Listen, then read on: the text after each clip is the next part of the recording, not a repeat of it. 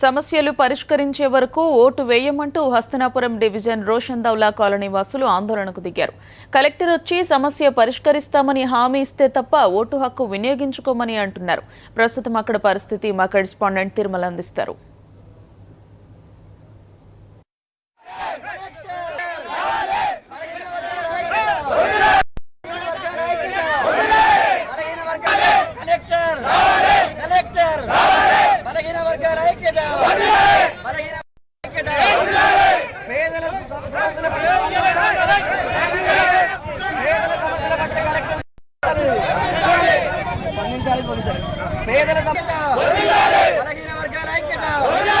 నేనైతే సరునార్ మండల్ హస్తినాపురం డివిజన్ కి సంబంధించినటువంటి రోషన్ దౌలా బస్సులో ఉన్నాం. అంటే గత 35 సంవత్సరాలుగా ఇక్కడ మేము నివాసాన్ని ఏర్పాటు చేసుకొని జీవనం సాగిస్తున్నాం. అయితే 35 సంవత్సరాల మా సమస్యను పరిష్కరించినటువంటి అధికారులు ఈ రోజు మాత్రం ఓటింగ్లో పాల్గొనడం ఎంతవరకు సమంజసమో కూడా ఈ రోజు ప్రారంభమైనటువంటి గ్రేటర్ హైదరాబాద్ ఎన్నికలు ఈ రోజు ఉదయం 7 గంటల ప్రాంతంలో ప్రారంభమైనప్పటి నుంచి కూడా ఈ బస్సుకి సంబంధించినటువంటి దాదాపు 2 బూతులు అంటే బూత్ నంబర్ 31 బూత్ నంబర్ 32కు సంబంధించినటువంటి 1700 మంది ఓటర్లు ఒక్కసారిగా రోడ్డుపైకి రావడం జరిగింది. అంటే అధికారులు తమ సమస్యను పరిష్కరించకపోగా ప్రతిసారి ఓటింగ్లో పాల్గొనాలంటూ తమపై ఒత్తిడి తెస్తున్నారని, ఎట్టి పరిస్థితుల్లోనూ తమ సమస్యకు పరిష్కారం దొరికే వరకు కూడా మేము ఓటింగ్లో పాల్గొనేది లేదని కూడా వీళ్ళు భీష్మించుకు తీసుకున్నారు. అయితే ఒకానొక దశలో ఆందోళన చేస్తున్నటువంటి ఓటర్లను పోలీసులు అంటే ఎటువంటి పోలీసులు అంటే సాధారణంగా అటు రాష్ట్ర యంత్రాంగం కావచ్చు, ఇటు జిహెచ్ఎంసీ అధికారులు ఓటింగ్ శాతాన్ని పెంచేందుకు పూర్తి స్థాయిలో కృషి చేస్తున్నామని చెప్తున్నప్పటికీ కూడా ఈరోజు ఇక్కడ జరిగిన సంఘటన తీసుకున్నట్టయితే ఎవరైతే ఆందోళన చేస్తున్నటువంటి ఓటర్లు కావచ్చు, తమ ఆవేదన వెలవెక్కేందుకు రోడ్డుపైకి వచ్చినటువంటి ఓటర్లు కావచ్చు, వీరిని నచ్చజెప్పి ఓటింగ్లో పాల్గొనే విధంగా చేయాల్సినటువంటి అధికారులు వీరి పట్ల అత్యంత దారుణంగా వ్యవహరించడం కూడా జరిగింది. అంటే వీళ్ళు ఆందోళన చేస్తున్నటువంటి మహిళలను పురుష పోలీసులతో వీళ్ళని బలవంతంగా ఈడ్చి పక్కకు నెట్టివేసే ప్రయత్నం జరిగింది. అయితే దీనికి సంబంధించి మనం ఇక్కడ చూస్తున్నటువంటి ఈ తాజా పరిస్థితి అంటే వీరంతా కూడా ఇదే ప్రాంతంలో మనం ఇక్కడ ఉన్నటువంటి బూత్ నంబర్ 31, 32లో ఉన్నటువంటి వీళ్ళంతా కూడా ఓటర్లు. అంటే తమ సమస్యను పరిష్కరించాల్సిందిగా కూడా జిల్లా కలెక్టర్ వచ్చి తమకు స్పష్టమైన హామీ ఇస్తే కానీ మేము ఇక్కడ నుంచి కదిలే ప్రసక్తే లేదని కూడా చూస్తున్నాం. అయితే మనం విజువల్లో స్పష్టంగా చూస్తున్నాము.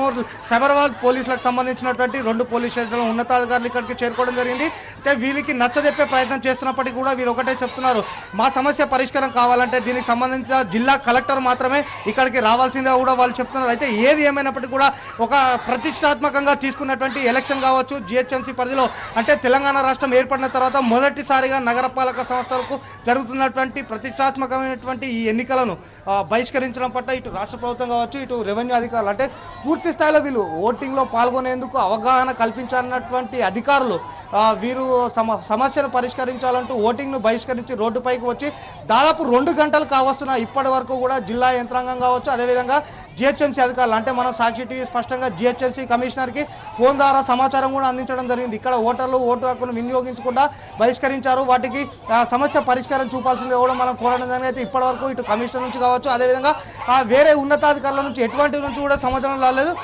అయితే మనం ఇక్కడ ఉన్నటువంటి కొంతమంది ఓటర్లను అడిగి తెలుసుకునే ప్రయత్నం చెప్పండి అమ్మా, మీరు ఎందుకు ఈ ఓటింగ్ని బహిష్కరించారు? చెప్పండి అమ్మా, మీరు ఎందుకు ఈ ఓటింగ్ని ఓటు వేయకుండా మీరు ఈ ధర్నా చేస్తున్నారు?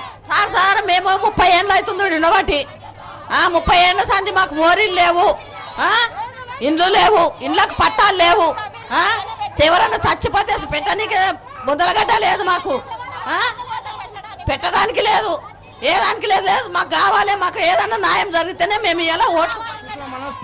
ప్రధానంగా ఇక్కడ 35 సంవత్సరాల నుంచి మేము నివాసం ఏర్పాటు చేసుకున్నాం. ఎవరైనా చనిపోయిన క్రమంలో మాకు శ్మశాన వాటిక లేదు, చనిపోయిన వారి అంత్యక్రియలకు తీవ్ర ఇబ్బందులు ఎదుర్కొంటాం అనే విధంగా అనేక రకాలైనటువంటి సమస్యలు ఉన్నా కానీ అధికారులు పట్టించుకోవడం లేదు కూడా వీళ్ళు ఆపద. చెప్పండి అమ్మా, మీరు ఎందుకు ఈరోజు ఈ ఓటింగ్ని బహిష్కరించారు? మొత్తం మీ బస్తీలో ఎంతమంది ఓటర్లు ఉన్నారు? మా బస్సులో ఓటర్లు చాలా మంది ఉన్నారు. ఈ బస్సు నుంచి మాత్రం ఏదైనా కలెక్టర్ వచ్చి న్యాయం చేసేంత వరకు ఇక్కడ ఓట్లు బహిష్కరిస్తున్నాము. ఇక్కడ మొన్న కూడా ఒక ఆమెను చంపేసిండ్రు, అయినా కానీ అధికారులది నిర్లక్ష్యం. ఈ కంపెనీ వాళ్ళు ఇక్కడ ఒక కలెక్టర్ గారు అన్ని నిర్లక్ష్యం చేస్తున్నారు. బస్సుకి ఏదో ఒకటి పరిష్కారం అయిందాక ఓటింగ్ మాత్రం మేము వేయం. అంటే మీరు దీని మీద ఇంతకుముందు కలెక్టర్కి కానీ ఎంఆర్ఓ కానీ ఎవరికైనా కలెక్టర్ ఆఫీస్కి వెళ్ళి ధర్నా చేసాం. చైతన్య ప్రోగ్రామ్ లో టీవీ ప్రోగ్రామ్ కూడా వచ్చింది. ప్రోగ్రామ్ చేసినా కానీ కూడా ఇంతవరకు కూడా రెస్పాన్సే లేదు. ఇక్కడ మొత్తం మీద చూస్తున్నాం మనం ఇక్కడ ఉన్నటువంటి మహిళలు ఒకటే చెప్తున్నారు, అంటే గతంలో అనేక సందర్భాల్లో మేము జిల్లా కలెక్టర్ కావచ్చు మనం ఉన్నతాధికారులను కూడా మా సమస్యపై వివరించడం జరిగింది. అయితే కానీ అధికారుల నుంచి ఎటువంటి స్పందన రాకపోవడంతోనే గత్యంతరం లేకపోవడంతోనే మేము ఈరోజు ఈ ఓటింగ్ని బహిష్కరించి రోడ్డుపైన బైఠాయించాల్సిందిగా వచ్చింది అని కూడా వాళ్ళు చెప్తున్నారు.